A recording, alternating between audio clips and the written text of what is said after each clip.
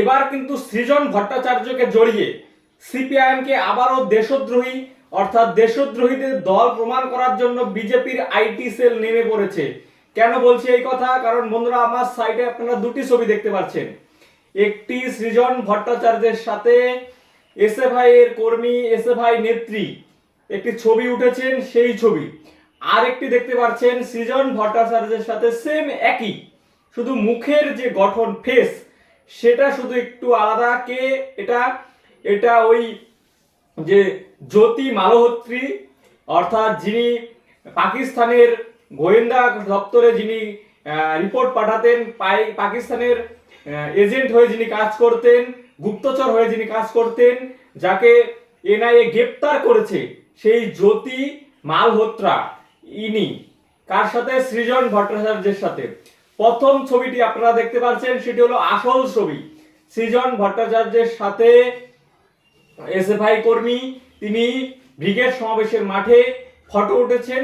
স্বাভাবিক, কারণ প্রত্যেকটি রাজনৈতিক দলের যারা জনপ্রিয় মুখ থাকে, যারা তারকা মুখ থাকে, তাদের সাথে কর্মী সমর্থকরা ফটো উঠবেন, এটাই স্বাভাবিক।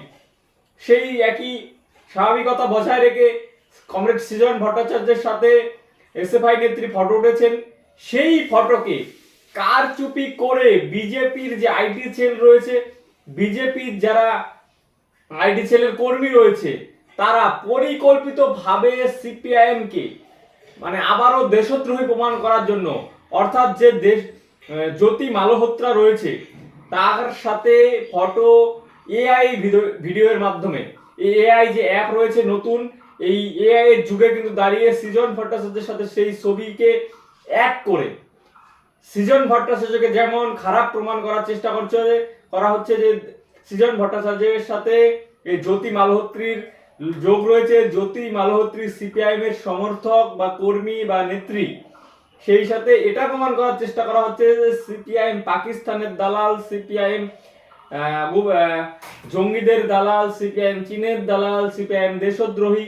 এই যে একের পর এক, শুধু সৃজন ভট্টাচার্যকে নিয়ে তা নয়, এটি আমি সৃজন ভট্টাচার্যটা তুলে ধরলাম, এছাড়াও কিন্তু বিমান বসু থেকে শুরু করে দীপশিতা ধর, বিকাশ রঞ্জন ভট্টাচার্য, সুজন চক্রবর্তী, বিমান বসু, একের পর এক যে বিজেপির আইটি সেল, এরা কিন্তু প্রতিনিয়ত সিপিআইএম এর যারা চর্চিত মুখ, যারা পরিচিত মুখ, যারা এই সমাজের বুকে গ্রহণযোগ্য, তাদেরকে ছোট হেও। এর আগে কিন্তু মীনাক্ষী মুখার্জিকে নিয়েও সেম একই একটা পোস্ট করা হয়েছে।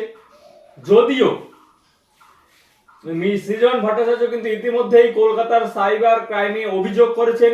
তিনি বলেছেন, হুঁশিয়ার দিয়ে বলেছেন, যারা এই কাজের সাথে যুক্ত, অর্থাৎ সৃজন ভট্টাচার্যের ফেস অর্থাৎ মুখ ব্যবহার করে যারা সোশ্যাল মিডিয়াতে অপব্যবহার করছেন, অপপ্রচার করছেন, তাদের বিরুদ্ধে আইনত ব্যবস্থা নেব আমি, সৃজন ভট্টাচার্য বলে দিয়েছেন, এবং তাদের সাথে আইনের পথেই লড়াই হবে, দেখা হবে। এছাড়াও সৃজন ভট্টাচার্য বলেছেন যে আমার দলের যারা দুর্নাম করার চেষ্টা করছে, আমার সংগঠনের যারা বদনাম করার চেষ্টা করছে, তাদেরও আমি ছেড়ে দিব না। কিন্তু বিষয় হলো, সৃজন ভট্টাচার্য তো ব্যবস্থা নেবে, কিন্তু সোশ্যাল মিডিয়াতে যে এই একের পর এক বামপন্থী মুখেদের নিয়ে, বামপন্থী চর্চিত মুখেদের নিয়ে বিজেপির আইটি সেল প্রচার করছে, এটা কি সত্যি একটি নিছক ঘটনা নাকি এর পিছনে বৃহৎ ষড়যন্ত্র? বন্ধুরা, এর পিছনে কিন্তু বৃহৎ ষড়যন্ত্র রয়েছে। কেন?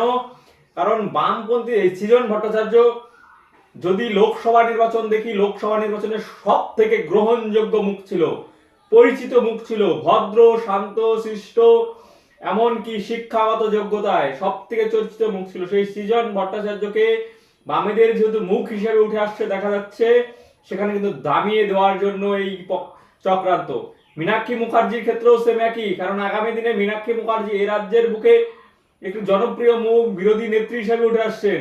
সেক্ষেত্রে মীনাক্ষী মুখার্জিকেও আটকানোর জন্য কিন্তু এই চেষ্টা চলে আসছে গত কয়েকদিন থেকে, কয়েক বছর ধরে।